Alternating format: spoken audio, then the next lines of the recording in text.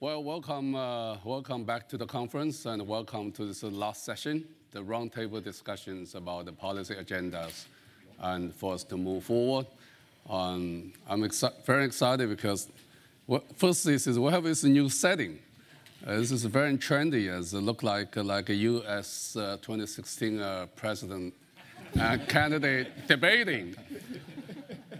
So and we're going to have a debating among the panelists and between the panelists and audience. And you should ask tough questions and as tough as you can. So that's that's the setting. We're very fortunate and honored to have this very distinguished panelists. I don't think I need a further introduction because you know some of them already. The next to me, we have Claudia as the Vice President for the Bundesbank, responsible for financial stability, economic research, and auditing, right? And before that, she was President for Institutes for Economic Research, and you were professor. And we have, next we have Deputy Governor from the Saudi Monetary Authority and responsible for the research and international affairs. Also was Executive Director for the Saudi and for the region from IMF. So we think we are the colleagues before and we're colleagues forever. We have Chris, we just heard from him, and Associate Professor from San Diego. We have Catherine, that we also heard from her yesterday, a central banker from Brazil and a senior advisor. And also we have Walter Rundermarsh, who is from Eurostar. You are the chief economist and also a chief of statisticians. I think it's also very important. And also a director general for the economic research. So we have this fantastic panel here. This is a fascinating conference so far this day and a half. I think it's very interesting, very insightful, and very inspirational. So my first question for each of you and all of you is, what are you taking away from this conference? And if you can spend 3 to 4 minutes and talk to the audience, what's your taking away? And so Claude, if I may start with you. Yes, thank you very much. So I mean, the main takeaway from the conference is, of course, that I'm very happy that we talk about these issues, that we talk about microdata and impact assessment. And let me try to phrase my takeaways, the more detailed takeaways in terms of cost-benefit analysis. So this is, I think, what policy evaluation is about, not only, but very importantly, costs and benefits. But now I want to talk about the benefits and costs of using microdata for evidence-based policy making. So starting with the benefits, and then I have to make sure, because I'm so convinced about the topic, that I not only talk about the benefits. Starting with the benefits, we can, using microdata, we can do a much better causal impact assessment of our policies. I think this is very crucial. We can, of course, also look at impacts and causal impacts using aggregate data, but the more we can take into account heterogeneity, I think the better we are in terms of assessing what our policies actually achieve. And one example is unconventional monetary policies, risk-taking effects of monetary policy. I think there's been tremendous successes and contributions due to microdata. We've also talked about financial stability and developing early warning systems. I think using microdata, more granular data, we can also improve upon our forecasting abilities in terms of early warnings. So where do risks change in the system? Do we see changes in the distributions? And what is the predictive power of our models? We have, and we didn't have the time to talk about the details of this project, but we have a big ongoing research project where we combine evidence from lots of central banks on cross-border banking, the impact of liquidity risk transmission. And in that project, we also learn a lot about the drivers of heterogeneity. So we learn whether the models that we have to look at cross-border transmission of shocks, whether these models actually fit the data, what are patterns in the data. It's actually a project that we also engage with in cooperation with the IMF, because we have a huge database on macroprudential policy measures that's being maintained at the IMF, and we bring it together with the microdata, and that just gives us a lot of information on sources of heterogeneity. So these are very specific benefits relating to policy impact and impact assessment. And then, of course, I think we also have a contribution to give to, well, let's put it to society, because we are producing data as a public good, and I think it's also our mandate that we make data to the best possible extent possible, usable for policy analysis. And I think the term democratic access to data was mentioned, of course, with all the privacy issues that are really important and that we have to consider. That brings me to the cost. So privacy is, of course, and data protection and adhering to the rules is very crucial.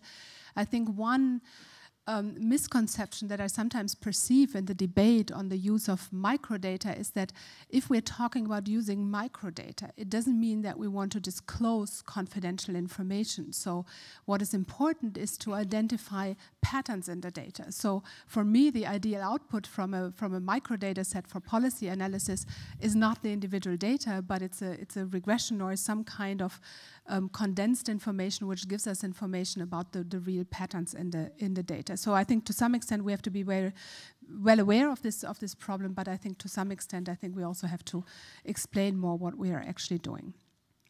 Another potential cost that's often mentioned, and we currently have very heated debate and debates in Germany about this, is IT cost, cost of collecting data. Isn't it very costly for industry?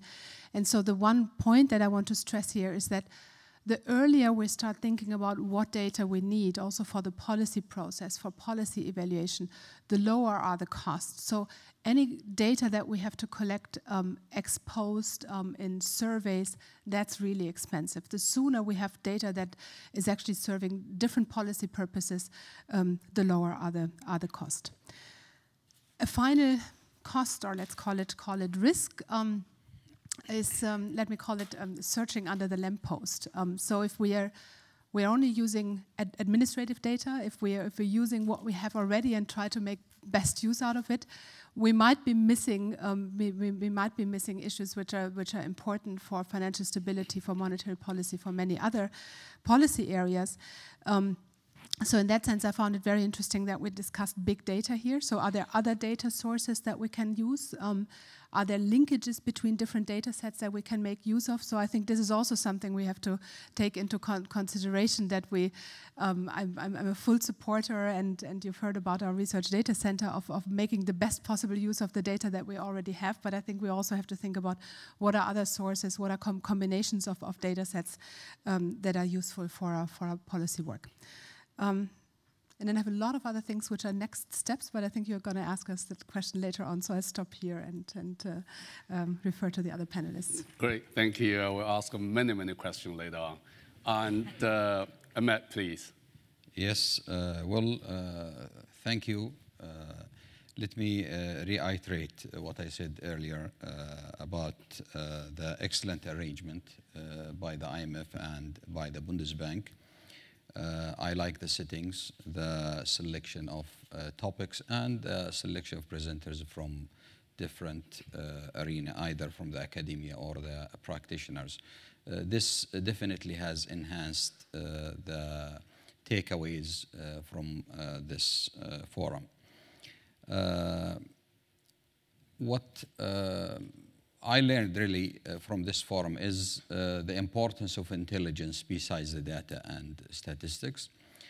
We do practice this in our central bank, where we get together in every quarter with a number of market practitioners, where we do compare our economic forecasts with them, and we exchange views about I would say the outlook to the regional or the global economy. Probably one of the points that I would think about is that as countries, especially developing countries, delay the adoption of, I would say, international practice or international manuals of statistics, this will make it more and more difficult to adopt them later on and to catch up with the rest of the world.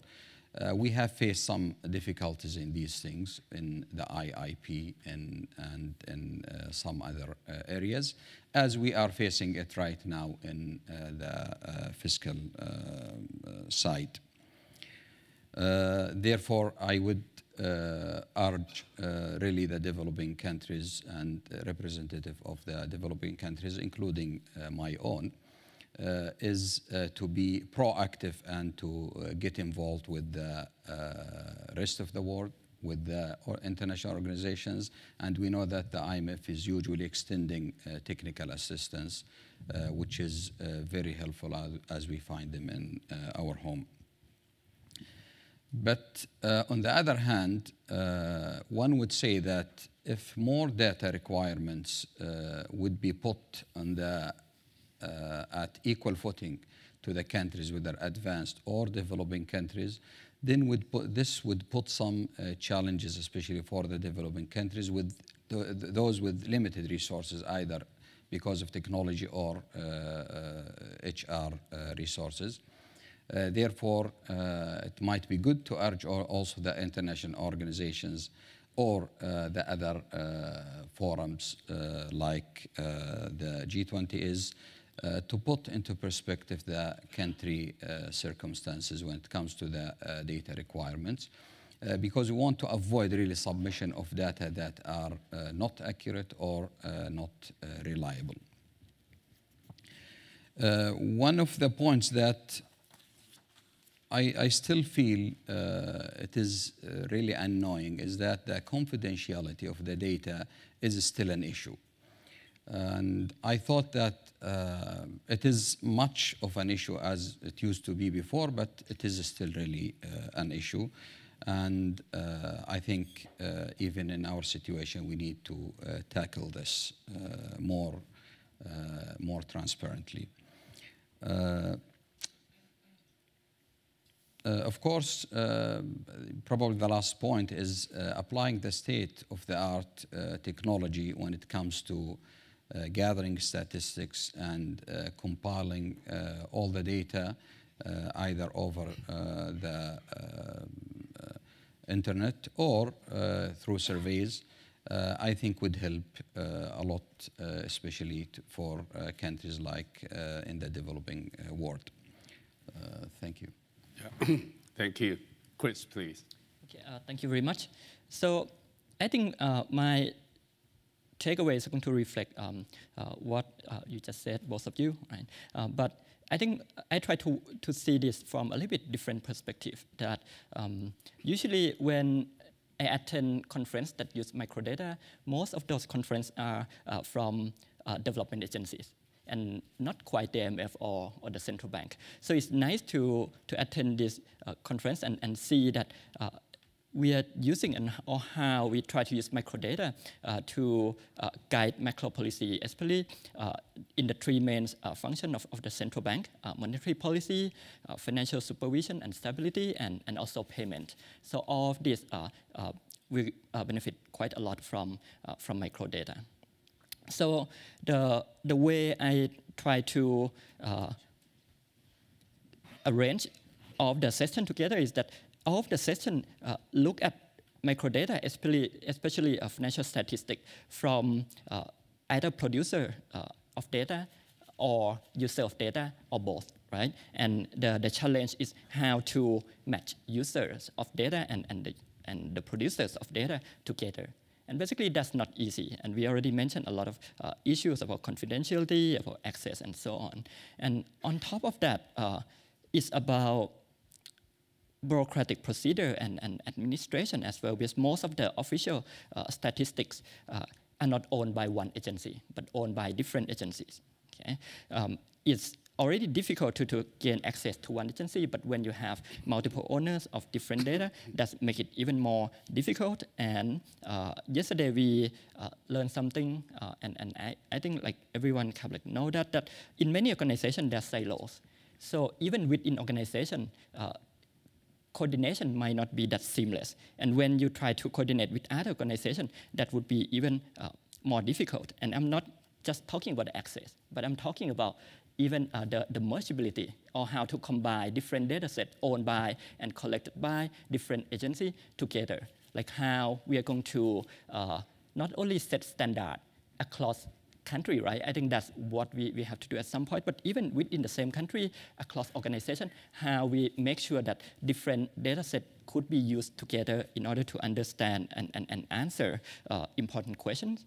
And I think this problem, of course, is even more pronounced in developing countries, that infrastructure is less developed. And I think we have to think more about that. Thank you. Well, thank you, Chris. Particularly, I appreciate you mentioning the first you take away is IMF and the central bank is now talk about the microdata. I think that's fantastic because that's exactly the purpose, and we are changing, and we want to be on the curve. I think that's also a very important message we want to get across for this official statistic community as well. Yeah, Catherine, please. So from the session that I took part, my first takeaway is that the effort to build the financial accounts and the from home to home matrices is worth.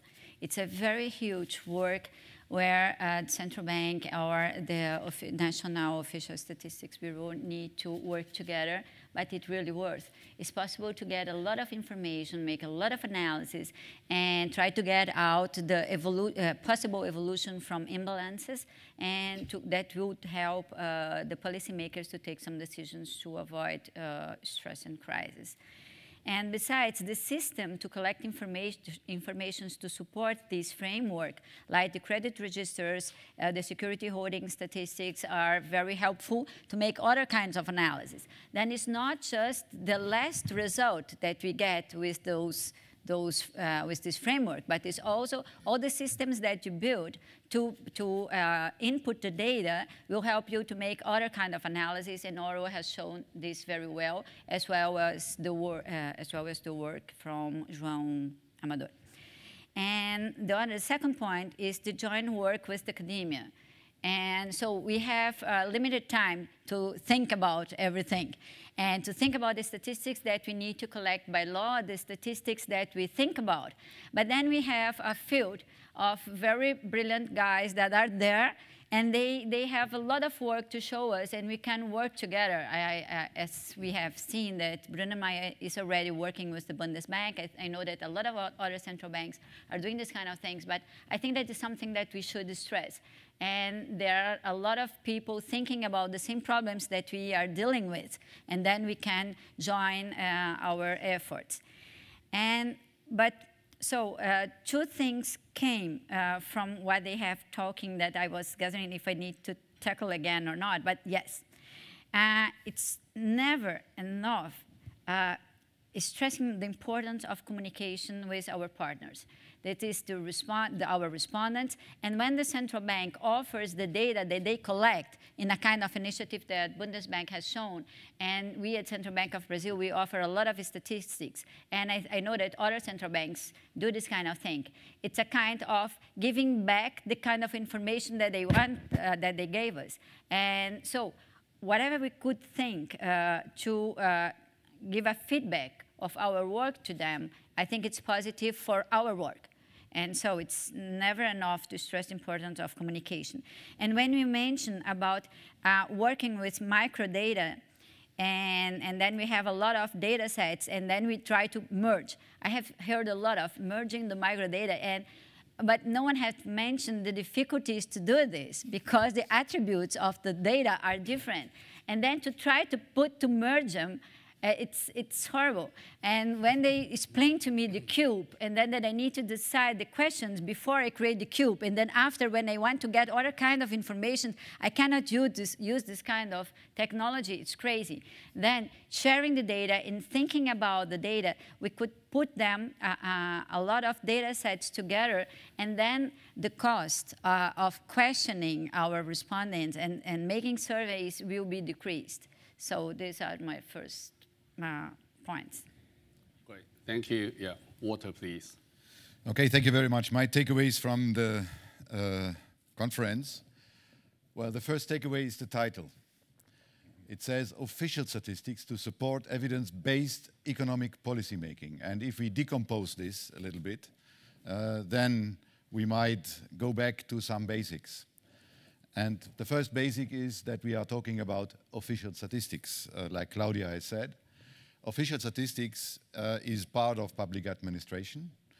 And even the word statistics itself indicates that since 200 years, official statistics was a kind of empirical arm of the science of the state and of the art of the state, which gives us a special responsibility.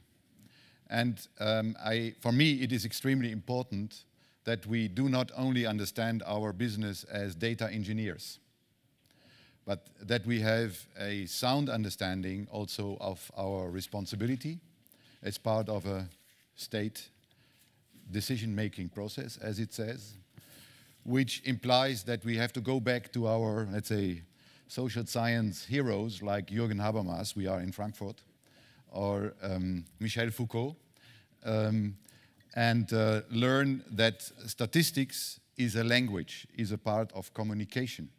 Knowledge is power. All of this, I do not need to repeat this. So we could cut the whole process, the knowledge creation process, into two pieces. The first one is the engineering process from noisy data to evidence. And the second is more or less the social science political process where the evidence is turned into knowledge and decision. And for the second part, we need this kind of, let's say, social science approach in order to avoid that we make mistakes, that we give equal access to those citizens, civil society, and so forth, researchers. So there is some ethical component in it. That's what I would like to say. Basically, then there is a title of a book of Theodore Porter who says, which is trust in numbers. So the main catchword is trust. And this is what we have to preserve. Trust in the quality of our results, trust in the quality of our processes, institutions, and trust in the confidentiality of our data. And when we take this trust, and this leads me now to the second part, microdata, I think how could we preserve this trust? And here, our view is that we have to distinguish between two circles of trust, an inner circle and an outer circle of trust. The inner circle of trust would be exchange of microdata amongst statistical producers. We have to overcome the stovepipes and their borderlines. So it is not only within the banks or within national statistical institutes but if we look at us as statistical producers, a community, then we should be able to create a regime which is based on legal components, on technical components, on infrastructure components, so as to create a kind of area which is protected to the outside world and enables us to exchange microdata amongst statistical producers, so the inner circle. The outer circle of trust would then be the availability of microdata, which is something else than noisy big data, by the way. So micro information would be the better term. So micro information available to researchers, and again, the same components come in: legal components, methodological components, infrastructure, institutional components, and last but not least, communication. So trust is not given because we have all the tools in place, but trust is something on the side of the user, and we have to ensure that they understand that we do whatever it takes to ensure the privacy of the data.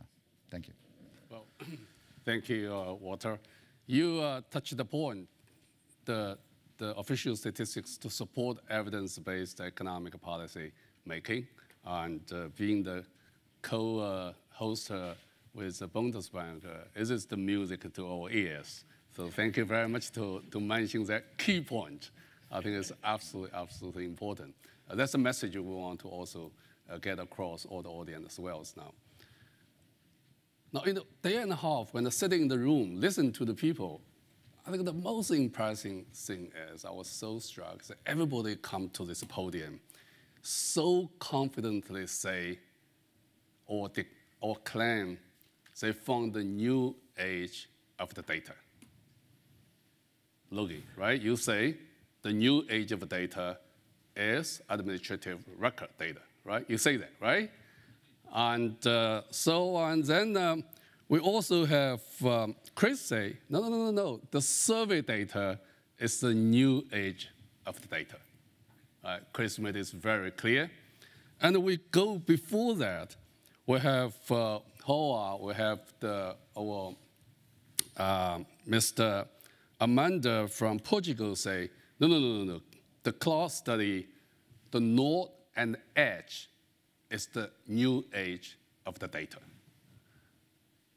Then if you listen to our professor and Julia, it's a no argument at all. The big data is the new age of the data, right? I mean, clearly she made it very clear. Then we listen to the professor from Princeton, Marcos. Marcos said, no, you have to pay attention on liquidity risk index. That's the new age of the data, right? Then if you listen to ECB, where's here? Where's here? He said, no, the balances is the new age of the data, right? It covers everything. Now, what are your new age of the data? I was so impressed listening to you that I didn't think about my.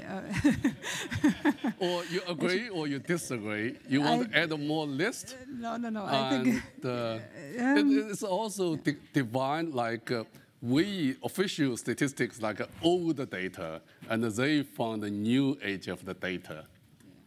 What is yours? So I wouldn't want to add to this list because this is already a long to-do list of that we have to work through and see what we do with these different data sets and how we can actually put them into policy process, because this is ultimately what we are here for. We are thinking about policies, monetary policy, financial stability policy, supervision. So we have a lot of tasks in central banks of what we do with those data, and I think this is the most important thing for me that we. And now let me talk about financial stability or macroprudential policy, because that's the area I'm responsible for. And I think we're using all these different approaches. We try to best embed them into our policy process. But for that, it's important that we specify the policy process. So we have, maybe a little bit different from monetary policy, where we, one way or another, have settled on a clear definition of what our policy goal is. That's different for macroprudential policy. So it's difficult to define exactly how do we measure financial stability. But I think that's important to understand of how we can make best use of all those different data sets, how we can use them as indicators of the stance of our policies, as we can use them as also measures for how effective our policy instruments are, because this is an issue, as I've mentioned earlier. We are working very closely with the IMF on impact assessment of macroprudential policies. And so we have to see what we actually can learn. We have little evidence from developed countries. We have more evidence from emerging markets on effectiveness of macroprudential policies. And I think that's very important, that we think about what exactly do we want to achieve, how do we want to measure it. We have to define what's the process for policy evaluation, ex ante, ex post, what can we do.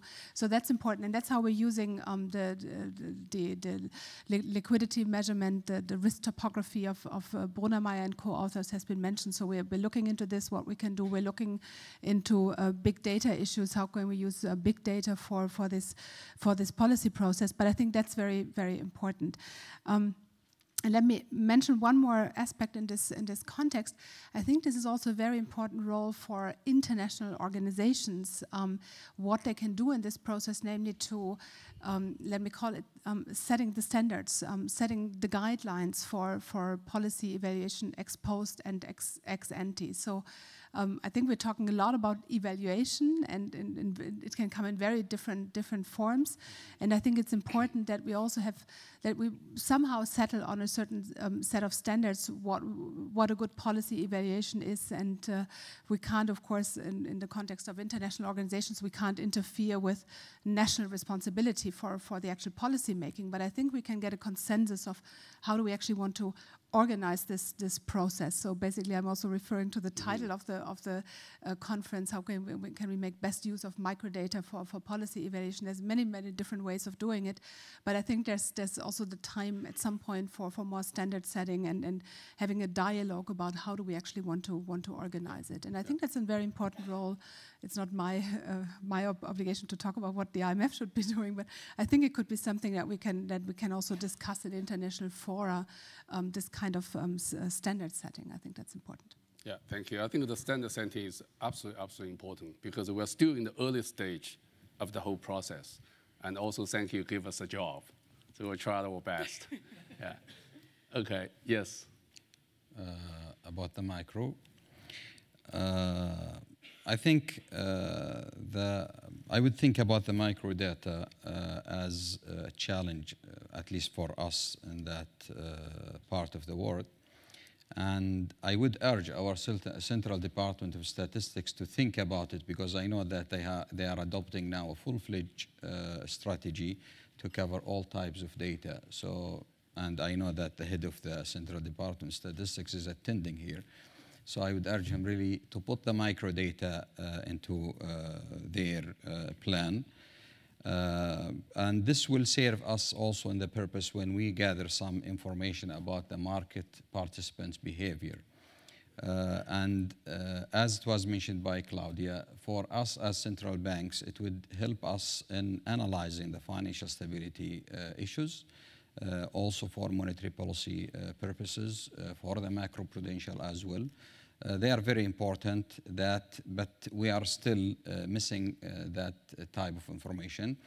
And hopefully that we will move in that direction, and we enhance gathering of information through the internet and through the broader survey usage. Thank you. Chris, don't say you support your own proposal. No. Yeah. So first of all, I didn't say that survey data is new age of data. No. I have been working with survey data for half of my life, and I'm not that young. Okay. So my view of new age of data is like this, right? So new age of data that I see, that three things that we observe right now. The first one is that we have much more data available for researchers to use. And at the same time, we are at the point that technology also allows us to analyze those data, especially the big data. Okay? And the third one is that it's the time that data analysis yields the result that could feed back into policy. And I think that's the way that I can see this coming together, and it's exciting time to be a researcher during this time. Right? Because you can influence policy, but at the same time, as a researcher in university, you also fulfill your own interest. So it's kind of like win-win. So recently, I have been in cooperation with the Bank of Thailand to use that administrative data to do some of the analysis. And basically, we have representative from Bank of Thailand here, and I would like to thank you very much for that opportunity. I think it's win-win situation, and I'm looking forward to more of this. Yeah. And that's the new age of data in my definition. Good. Thank you. Yeah, Catherine, please. When you raised the question, I thought that I got the answer. But then after thinking a little bit more, I have some doubts about it. But I think so. My first opinion was, my first insight was that the new age of the data has to do with the broad comprehension of the importance of the data. The level of education of the society increased, and they are much able to understand what we are talking about. At the same time, we have seen an evolution of the access to the data. The technology allows us to work with them, and then, and since the society is increasing their education, they can understand what we are talking about. And then we can see some phenomena. For me, it's a new phenomena that I haven't seen it before. But so in the TV, in the news, they show graphs to explain what's going on. And then they put together what the government is doing, the decision from different parts of the government, also from the central banks. And then they show the graphs, and to try to combine what the policymakers are deciding with what is going on. And this is something new. In the past, it was a secret. So the central bank decided without explaining, and the data was a power. It was difficult to get access to, and now this is something really new. Then this was my first thought. And then in the second, so I should agree that the offer of data that we have with these big data sets is something really new. Because all the others are a kind of evolution that we are working on. And we are working, and we are reaching a target. And I think that we have a lot of room to improve. And so it's a new age. But at the same time, this huge amount of data that we really are not sure about what is it, if they are, so what kind of universe they cover, if they are biased or not, and this is a challenge. This is new too, so then I will choose two things as a new age of data. It was difficult to choose. Great, thank you. Walter, please. Well, I would like to continue a little bit, starting from the literacy, but then looking to what is called the Data Manifesto, and that you can find on the website of the Royal Statistical Society of the UK. And the Data Manifesto starts with a sentence that says what steam was in the 19th century and what oil was in the 20th century is data for the 21st century. Wow. I so think we are the revolutionary force. and this means, now coming back to the social science thoughts, knowledge is power, that of course the society around us is completely changing. And the environment in which we produce data is changing. People are, the borderline which was clear between user and producer of data is becoming fuzzy. If you wear a Fitbit, let's say, tracking system, you produce data and you use the same information for your own management on a daily basis. So the environment around us is completely changing, and therefore I think there is absolutely no doubt that there is a new age. And we official statisticians, we need to undergo a kind of metamorphosis for a kind of statistics 4.0. So after the 19th century, then the beginning of the 20th century, we had statistical methodology, national accounts, and all of that. Then since the 1970s, we had the information technology, which helped us. And now is really this completely new age. And we have to change. Yeah. Wow, that's a big point. Statistics go back to zero. We got to be humble. 4.0, yeah. That's a big concept, yeah. Okay, and those are fascinating comments and the inputs. And So at this stage, I would like to open the floor on any question or comments or from audience. Yeah, yes, please. My name is Werner Beer, European Central Bank. You have asked for questions which are not so easy to answer, so let me start with one. We have heard many interesting ideas for new statistics, for granular information, for microdata, and it seems that these ideas are generally universally shared. Now that brings one, of course, to the question how we organize the work in the field of statistics a little bit more efficient on the international level. One of the answers could, of course, be that the international organizations should take care. I mean, until recently, I was chairing a committee of 45 international organizations which have a mandate in the field of statistics. So we are certainly not lacking international organizations who take bits and pieces, but that in itself is not giving an organized process. And as the speakers rightly so have said, we are of course subject to a resource constraint. So to have ideas in itself is certainly not enough, and we have to bundle resources. And that brings me to two questions. The basic question is how to organize statistics better on the international level, and let me give two examples or two questions. Is it necessary on the level of microdata, for example, security statistics, that each country or each area is developing its own security by security database with a lot of overlap and with a lot of resource demands? Can we do this better?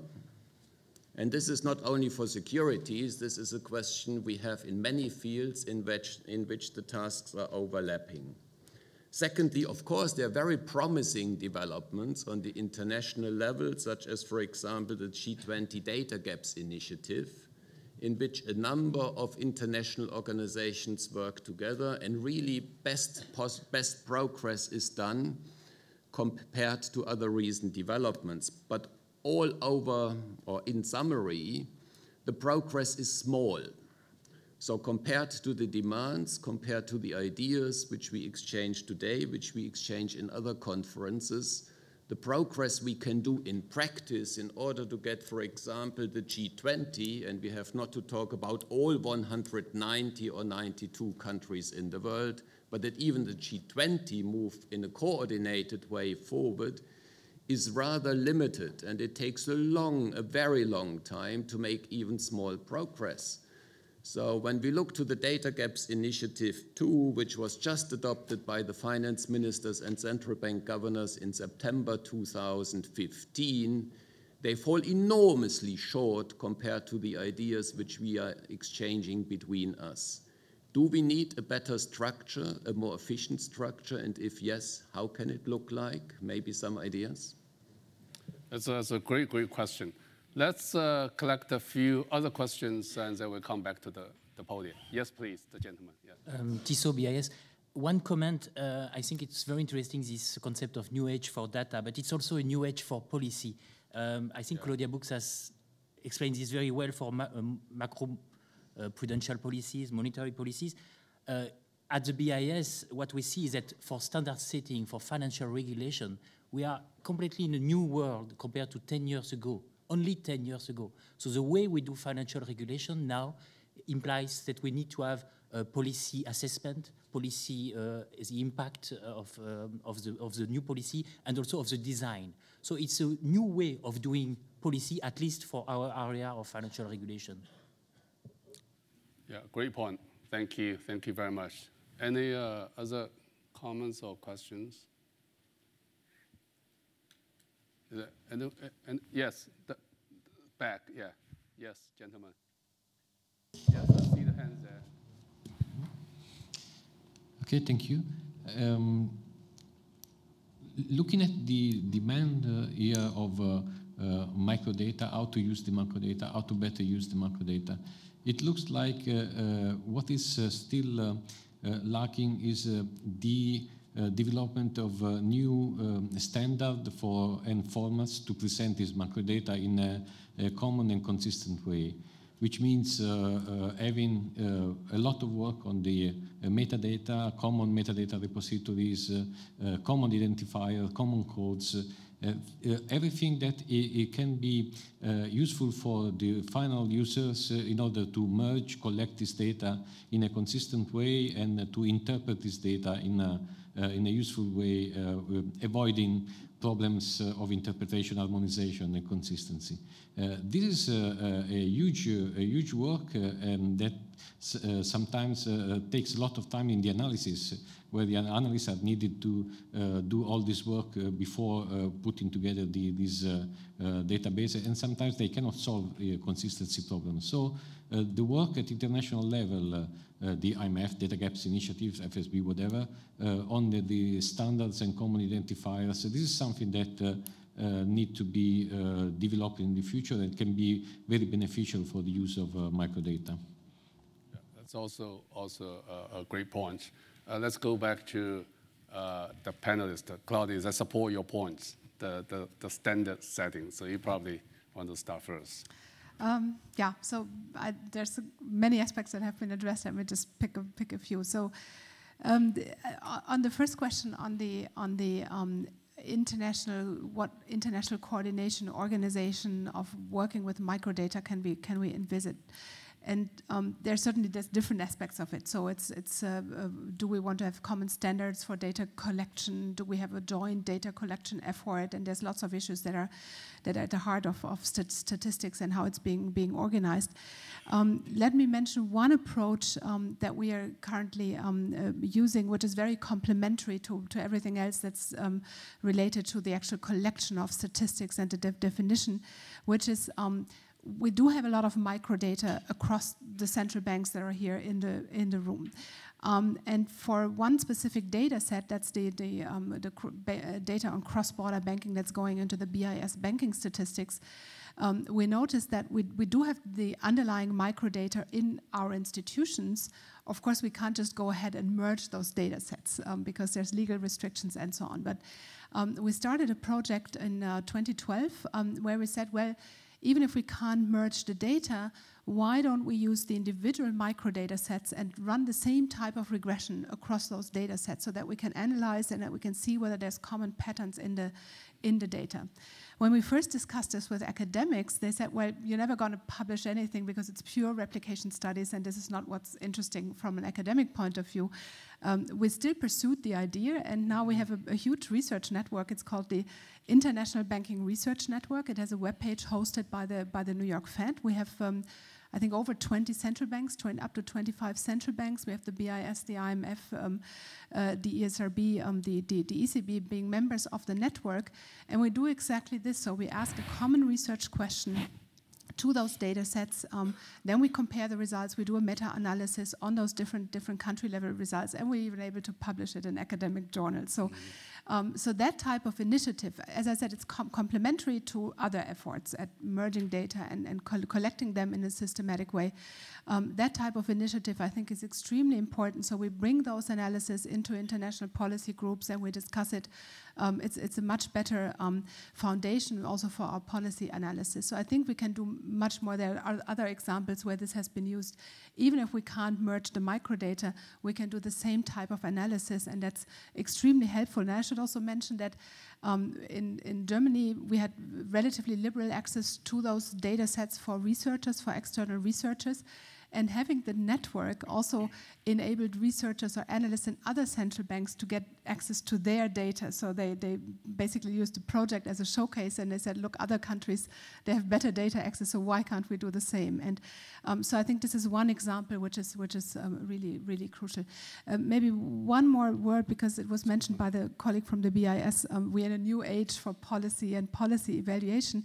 What I meant with this defining standards is also what was also a comment about we have to define after which period of time do we actually want to look at the impact of our policy. So I think there's a certain risk if we look too early, then maybe we see the adjustment of the system. So let's talk about increased capital requirements as one example. So if we increase capital requirements and we look at the impact a year after the fact, maybe we see the first initial negative adjustment of credit. So I think if you let the system operate for a longer period of time, you would see other adjustment effects. So I think this is also part of the international or the dialogue that we have to have. After which point of time do we actually want to look at the impact and assess the impact of a certain policy measure? I think that's also crucial for the effectiveness of our policy evaluation. Yeah, thank you. Any other comments for this question? Please feel free. Yeah, please feel free to jump. Sure. Yeah. Probably about the question raised, do we need to do better structure for the international probably data? What comes to my mind is the data gap initiative by the G20 and the challenges we in Saudi Arabia are facing in constructing and then disseminating the real estate index, which is one of the gaps we still have. If you go outside of the G20, as you said, it would be more challenging. The market structures might be different from country to country, and you alluded also to the challenges that they face. But I would say that we need to enhance the peer review, which is a commonly used method right now. We need probably to take countries of similar characteristics, like, for example, if I use the example of the GCC, the Gulf Cooperation Council, there is one unit now, a new unit, that's called GCC Stata. So we need to take it and to get them involved with the statistics of the whole group. This might be of help as well. Of course, for those countries who need the technical assistance, definitely we need probably to urge the international organizations, although I know for a fact that the IMF are always given hand to a lot of countries when it comes to technical assistance in statistics. As we speak, we'll be receiving a mission, I think it will take place next month, in the money and banking statistics. This is one way of helping the central bank to enhance the statistics that we publish. Ultimately, you will keep to urge the countries to publish more and be more transparent. Thank you. Yeah. So, any others? So I would like to echo two points. One is about standardization. There's a trade-off there, right? So we would like the data to be comparable across country, but on the other hand, like you just said, that basically economies are not homogeneous. So there's a trade-off on this. So if you impose the same standard on all of the countries, so the standard might not be applicable for some other countries. I think the G20 is more homogeneous, but once you move out of that, it's getting to be harder and harder. And I think there's a trade-off here that we have to think through what would be optimal. The second point that I would like to echo is about data collection and compilation. Right? So this one, I think it's great that you mentioned that there should be collaboration between the user and the producer as well, so that we avoid collecting data that at the end turn to be useless and no one use, or waste time collecting data that at the end researchers look at that and like, oh, like this is not really what we can use. Or so basically, collaboration at the starting point, I think that would help quite a lot. And then the last point that I would like to throw in here, I'm not sure whether it's related to the question, but I think it's at some point everything is related to microdata, right? So there are a lot of administrative data and microdata in developing countries as well. I think Luigi mentioned data at the advanced economy, but a lot of developing countries, especially the very poor one, they have been through a lot of social policy, social program. And with those programs, a lot of them come with, say, like poverty registration, farmer registration, and they collect all of this data in order to find people who are eligible for social program and implement social program and evaluate the social program. And I think that one is rich resource that we can look at, and basically that's going to give you kind of like household finance at the grassroots level that usually also miss from many administrative data as well. Thank you. Okay, considering the first questions from Werner, I think it's a little bit difficult to organize all the international statistics institutes, and anyone has their own mandate. Would be very helpful if the countries could unify codes and attributes of the data. And what helps those institutes are that their work is much more understandable since the crisis became global. And then everybody, it's very clear that we have standardized data for all the countries and other things. But so I think it's a step-by-step work and to get all the targets that we have in mind. So if it's necessary to each country to have their own data, sometimes yes. And then we need to think something about what Claudia mentioned, because countries want to feel secure with their own database, build it in their own way that they understand the data with their attributes. But then, if in the other side, some people come with a common code or something that could help in the future, those data sets to be merged, so it's a kind of work that could be developed at the same time that the countries evolve in their own objectives. But I have another point that sometimes I feel that we are like kids in a new park with a lot of new toys to play. And I think that we need to be a little bit more focused. And I always remember that we have very little resources. We don't have so many statisticians and civil servants working on the data. And we had a lot of limitations and constraints. And then I think that we should focus on the questions that we need to answer. And then we need to ask to our policymakers and what they really want to know. For sure, they want to know everything that we could give them. But then they need to prioritize, because it's impossible to answer all the questions. We have a lot of data. We can make a lot of work with them. We have a lot of technology and methodologies and other things. But I think that from time to time, we need to focus and decide the questions that we want to answer. And then we work on these questions, and then we can go to other questions. And then we need to prioritize the things. And we have everything in our hands. After one crisis, always I think that we go a little bit despair. And we want to solve all the problems at the same time, but it's impossible. And then we need to prioritize, focus. And I agree with him that the emerging economies have a lot of data. Usually we don't evaluate even the social programs. This is something that we need to learn, but they have the data. But I want to stress that we need to focus the questions and then try to make parallel works, trying to standardize codes, and then after merge the data sets. Thank you. We are not superwomen, so we have to be focused. Well, from a user perspective, I think it's impossible to understand why we fall behind the industry. If you go to a supermarket and you buy a bottle of water, you have a barcode on it. So each product has a unique identifier. And of course, what we produce are products. So in principle, in theory, one should say a barcode for each statistical product should be feasible. However, it's not as easy as we think.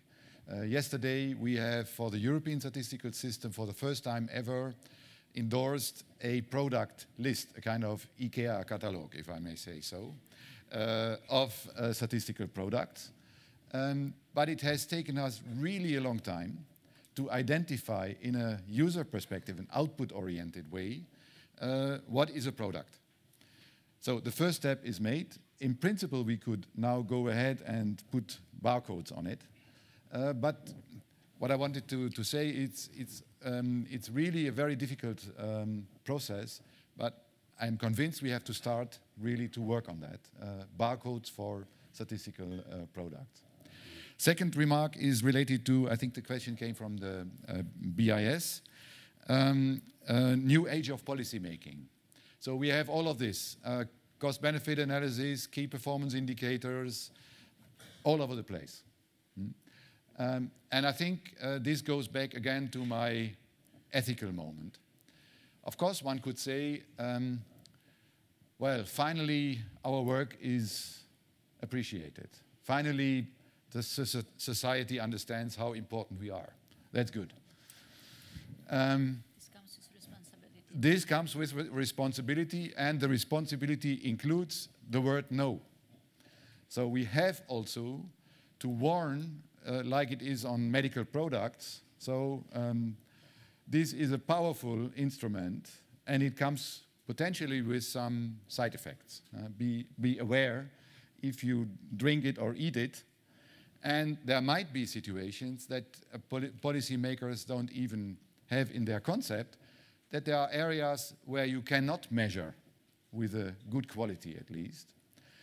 And we all know the management guru's sentence from Peter Drucker saying, you can only manage once you have measured.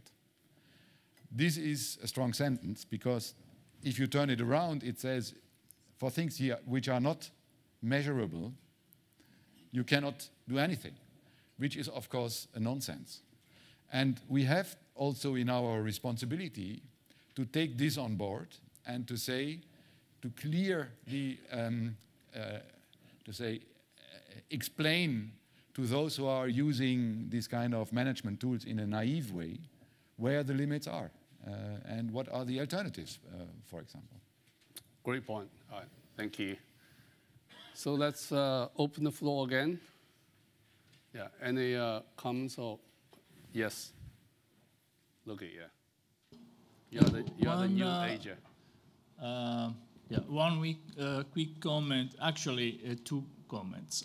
One is on the idea that we should ask questions and then design the data in order to sort of ask those important questions. My impression is that that is not a useful approach because we don't know what are the relevant questions, let's say 1 year from now, 2 years from now, which is exactly when you need the data to answer those relevant questions. So my impression is that one should collect the data for general purposes in order to be able to answer any sort of questions that becomes relevant when the time comes. So the question is, for instance, in the case of a household survey, how it should be designed in order to be flexible, comprehensive, rich, and so on. The second is comment is about the points that Radar Marker was making about the issue of trust in statistics,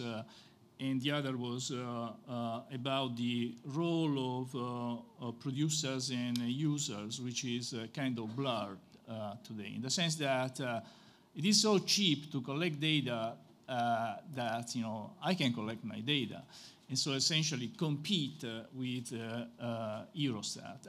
That I think is, in a sense, is good because if you don't trust the producer, the official producers of the data, you can potentially do without it. And I think, I don't know what yesterday Alberto Cavallo showed, but I think he showed his measures of inflation for Argentina, right? That is what is famous for, and what is Argentina famous for. So they've been cheating on the data, they've been making up those statistics, but we can bridge the gap because we can collect data for free almost, and come up with it's not certified, but it's a reasonable estimate of that data. Now, concerning this issue of trust, banning the important problem of manipulation of data, and we see cases in Argentina. We saw also instances in Europe. There is another dimension that has to do with the availability of this data. Sometimes with the label trust, one is sort of exceeding in the protection of the official statistics when they should be made more easily accessible. And Eurostat, I think, is a case at end sometimes. For instance, the Euro Silk, I think is one of the surveys that you collect. It's not all that easily obtainable. And my impression is that there is no compelling reason why the barriers should be so severe, where in other countries comparable data can be downloaded with a click. So I think I should be more trusting the Eurostat if I could access those data more easily. One risk is that you stop accessing the Eurostat data and start collecting your own, because just the cost of accessing them is too high. Yeah, good comments, good point. Yeah, and yes, Stephen, please. Just to step in to what we already heard is the question is more, how can we transform these kind of data into useful information? So, and Walter Rademacher made the point, citing the data manifesto, that we had oil in the former years, now we have data, but you have to think about oil is also something, a black kind of fluid thing, which normally is useless. So that means you need to transform that by some procedures to get it into something useful. And now the question is, how can we do that with data? And you pointed out IKEA. Yesterday we heard by Julia Lane about doing Amazon, and we also thought of iTunes, something like that, that every data set, for example, is one music title. And you can think, if you want to have your perfect collection of music, means data, so that you can answer the right questions. So even by Amazon, if you search for something, you normally get a bundle of different things. IKEA is something like just categorizing, so you can say, oh, I'm searching for a kitchen and I have all of the kitchens in there, but a lot of those are doing in the same, you are then, how should I say, restricted to kitchens. So, and so what also the others said before is that we have a lot of stovepipes all in the area, and it's separated to different data producers, but it also is going into researcher area. So the economics are treating the data in some way, the informatics are treating the data in some way, medicine in a different way, and there is not so much exchange about that to bring out, for example, the right information for your question you want to have. Huh? And the idea, now I'm jumping into Luigi, is I'm also not agreeing that we should bundle first the question and then search for the data. The data all around.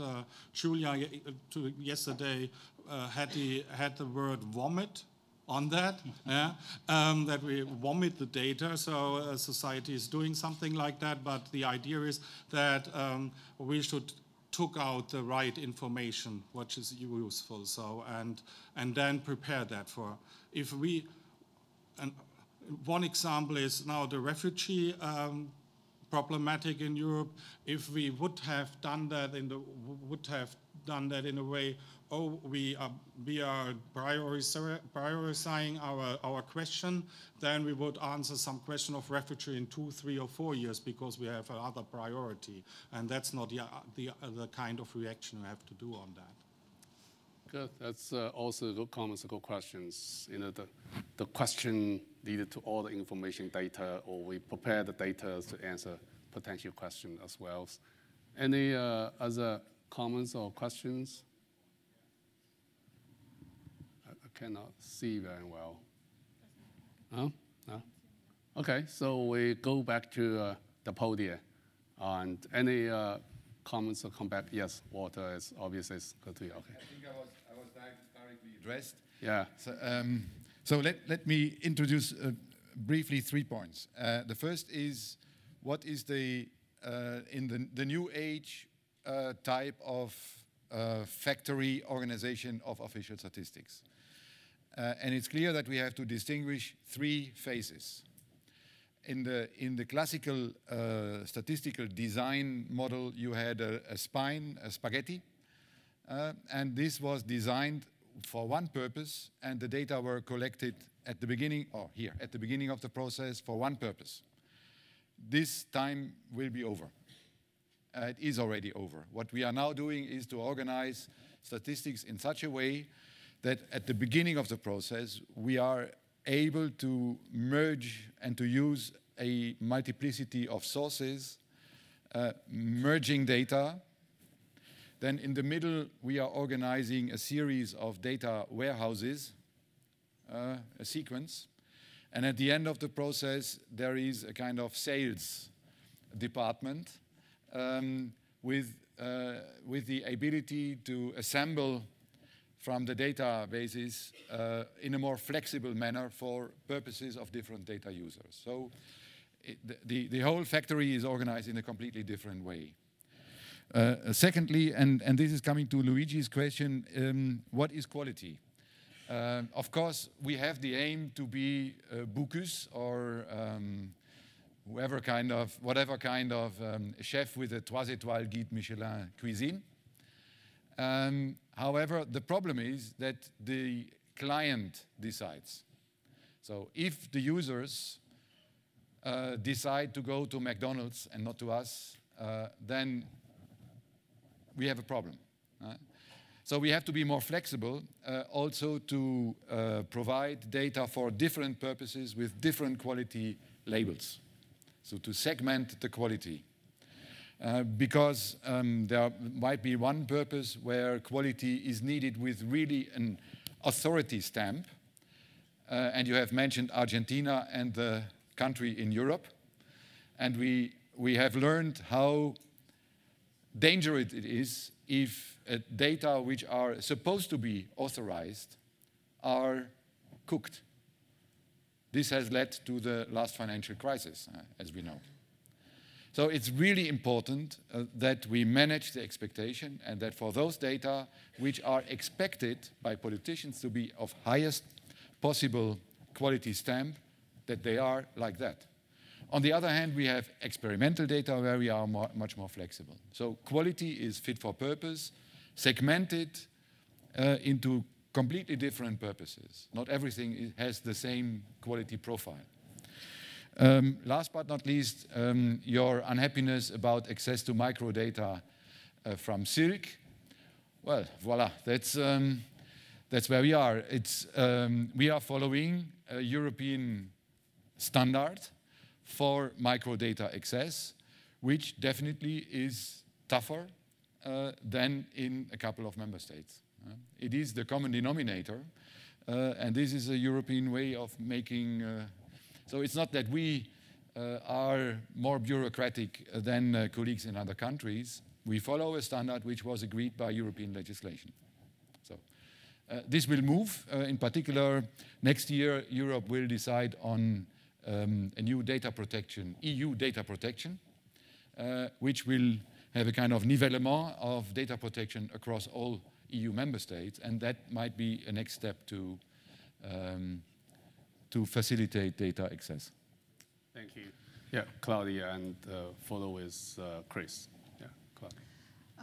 On the point of how can we transform data into useful information. So one part of the answer for me is what I mentioned earlier, defining the policy process, defining what we actually want to do, what we want to achieve, what we should be looking at. And the policy process for me also starts from some theoretical or conceptual prior. So we have to understand what we're actually doing, what instruments are we implementing, what is an expected outcome. And so that gives a structure also to our analysis of the data.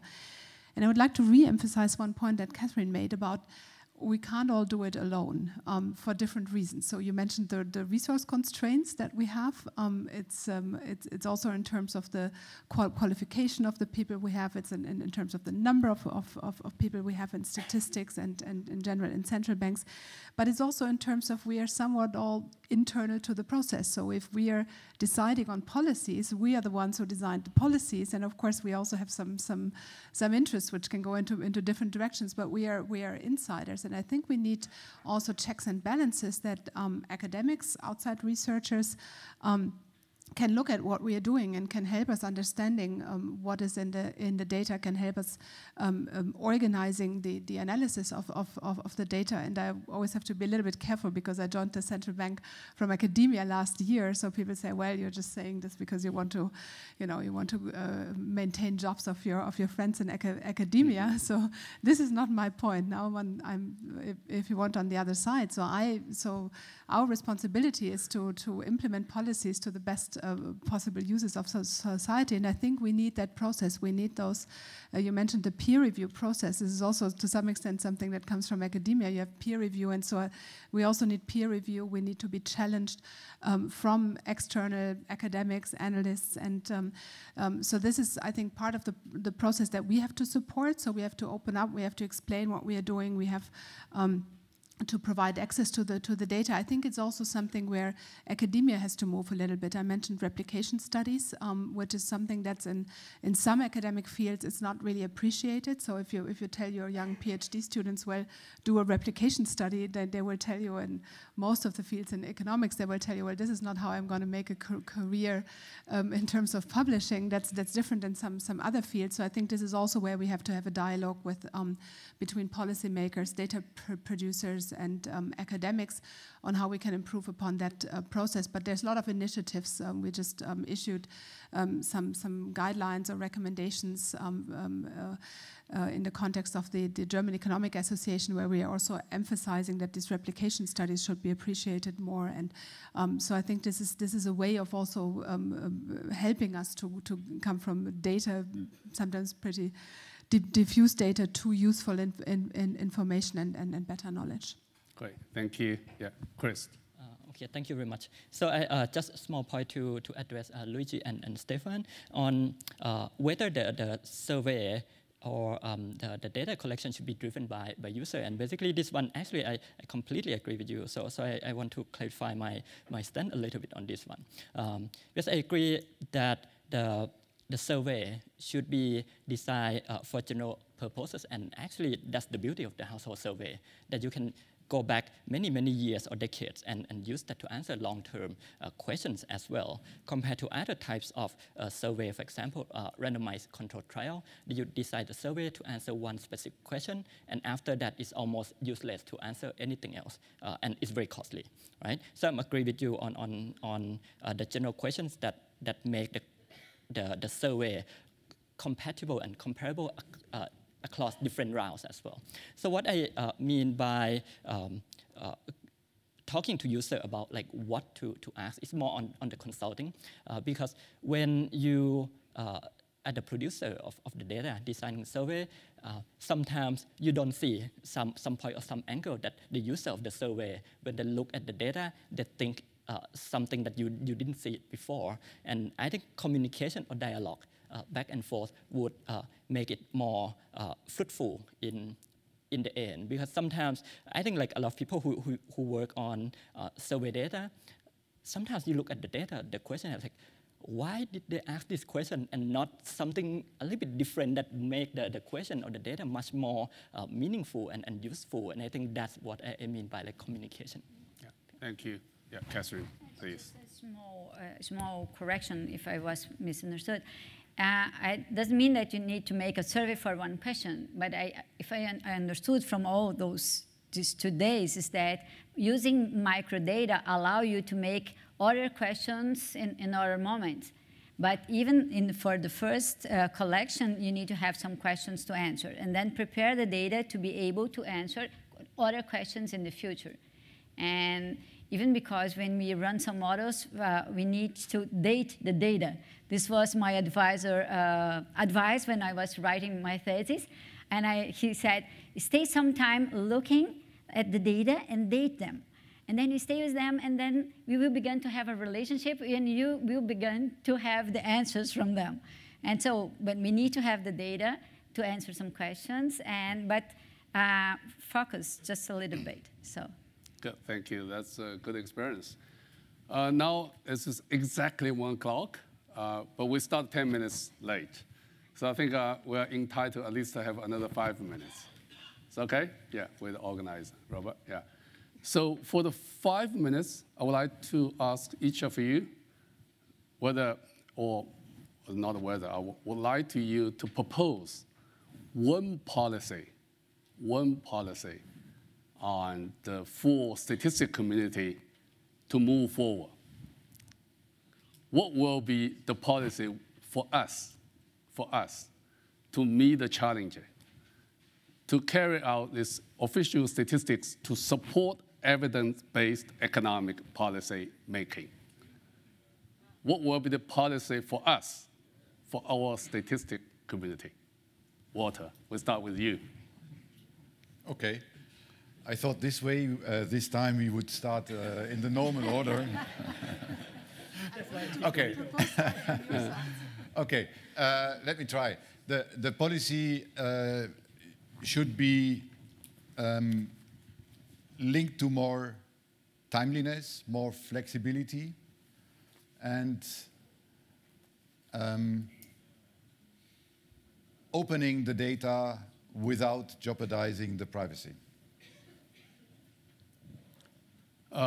You just give the principle, but it's not a policy proposal. Maybe we go the other way and I come. No, I think the policy. What the policy we need to fulfill your principle, flexibility, timely, and the data provider? What the policy do we need? Well, what we need is a kind of modernization package with clear actions in it from now to, let's say, 2, 3, 4 years from now, with cooperative modules. And the policy would be really to combine technical modernization, so technical components, with communication components, and with legal components. That's good. You cover everything. So, Catherine. Well, that's just how it is. What is yours? Let me see if I understood your question. You want some policy for the international institutions? No, just for statistical communities to meet the challenge. Talk to the users? Talk to the users. No, that's also go on. Go on, yeah, thank you. Yeah, more than this? No, it's okay. So very straightforward, simple. Go on, yeah. Chris? Actually, related to that one, I think you have to first of all convince the policymaker that this matter. Because if they don't buy it, then it doesn't matter what we do. They're not going to use the data or not create data in the first place. And I think a lot of countries, a lot of government follow this already, but I'm not sure that every single country, every single government would like to listen to the evidence provided by the data. And pay for it. Yeah, that's good, yeah. I'll qualify. Well, if I think about standardization. So I would argue really to stay firm with standardization. However, let's think always about the heterogeneity among the countries. Good. Thank you. Yeah, Governor? Or President? Deputy, whatever. So include an evaluation clause in policy proposals, which should include that also the data are being made available for the policy evaluation, that you can merge the relevant data sets to do the policy evaluation. So if we have a legal basis for that, I think it's going to be much more easier to actually do the impact assessment than if you have to use secondary legal sources for that. So include evaluation clauses as we've done. We have made a proposal for macroprudential policy instruments in Germany, and there we have included, it's now with the legislator, we've included an evaluation clause, and that also the data should be made available for that. Yeah, this is also very important policy recommendations. So we have this fantastic 6 actually policy recommendations. We're the fantastic panelists, so please join me, give them a big applause.